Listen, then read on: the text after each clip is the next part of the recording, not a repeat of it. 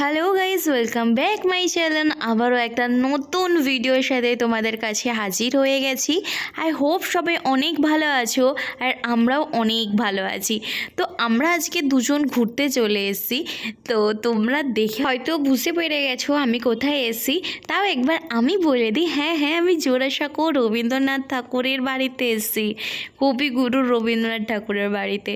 আমি কলেজ থেকে অনেকবার এসেছি এখানে ঘুরতে, কিন্তু অবিনাশ আসেনি বলে আবারও আজকে শাড়ি পরে চলে এসেছি, কারণ এখানে শাড়ি পরে আসলে বেশ ফটোশ্যুট করা যায়।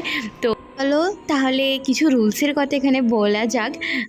যেমন হচ্ছে যে এখানে তোমার 20 টাকা করে টিকিট, আর যদি তুমি ফটো তুলতে চাও তাহলে 50 টাকা করে টিকিট। বাট এখানে ভিডিও করা অ্যালাউ নেই। আমি তাও লুকিয়ে লুকিয়ে ভিডিও করেছি। আর যদি ভিডিও করতে দেখে ফেলে ওরা, তাহলে খুব চেল্লায় যে ভিডিও করো না। বাট আমি লুকিয়ে লুকিয়ে ভিডিও করে ফেলেছি। যারা এসো তারা তো জানোই যে এখানকার রুলস রেগুলেশন কী আছে, আর যারা আসোনি তারা আসলে জেনে যাবে, কারণ এখানে সবাই বলেই দেবে যে কেমন কী আছে।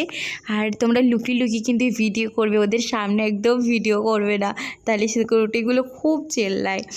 এই দেখো, এদিকে আমি ভিডিও বানাচ্ছি, তোমরা কিন্তু আমাকে কমেন্ট করে জানাবে যে আমারকে শাড়ি পরে কেমন লাগলো।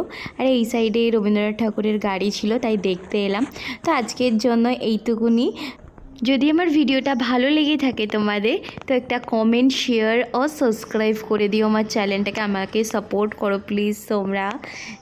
আবারও একটা নতুন ভিডিওর সাথে খুব তাড়াতাড়ি দেখা হচ্ছে তোমাদের সাথে। বাই বাই সবাইকে।